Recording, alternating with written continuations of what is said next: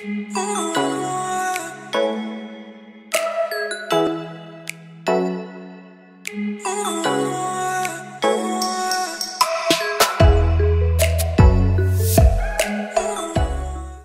morning, you guys. Welcome back to my channel. This is your friend Nisha.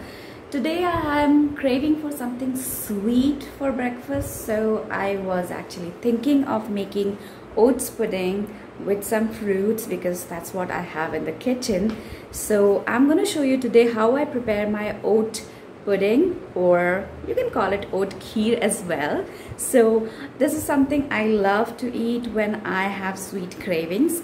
So yep, let's go to the kitchen and make oats pudding with some fruits. Let's go.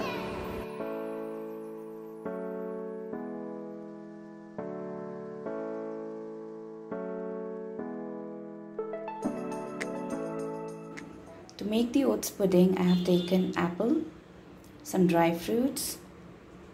The next ingredient is coconut milk. You can use any milk if you want, or you can also use almond milk. Then I have taken a scoop of whole oats. So these are the ingredients I will be using to make the oats pudding, healthy oats pudding.